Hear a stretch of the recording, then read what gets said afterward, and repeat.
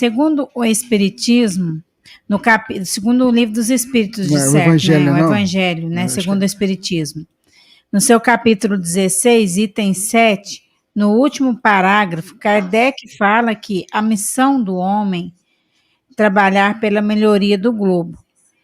Deve desbravá-lo, saneá-lo, dispô-lo, para um dia receber toda a população que a sua extensão comporta.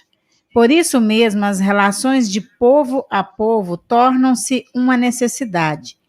E para facilitá-las, é forçoso destruir os obstáculos materiais que os separam, tornar mais rápidas as comunicações, etc. Sendo assim, posso entender que, já naquela época, Kardec estaria falando de internet? Acho que não necessariamente. Eu acho que na época de Kardec havia um processo que estava se dando nos Estados Unidos, que era a conquista do Oeste.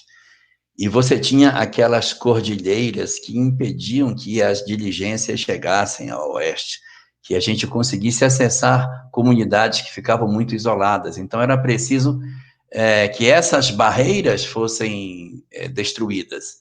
E isso foi feito à medida em que eles foram abrindo as ferrovias que passavam por dentro das cordilheiras, né? Então, você tem esse processo mais material. Existe o processo também no sentido das barreiras que existem, que não são físicas, mas são as barreiras ideológicas.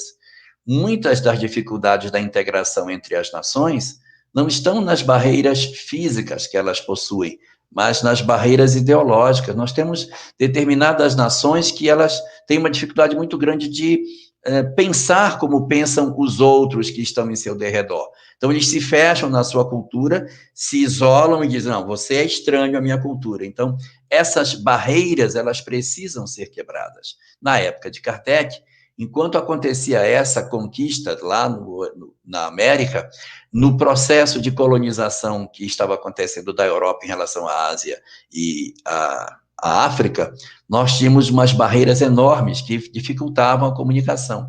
Então, era preciso que essas barreiras se dissolvessem para que a humanidade pudesse, então, se integrar como uma única grande família, que esse é o grande objetivo da conexão entre os povos, para que a gente perceba que nós somos só uma nação no mundo inteiro, não é? A gente hoje, com a pandemia, está percebendo de maneira mais clara que nós somos um só povo, um só rebanho, um só pastor.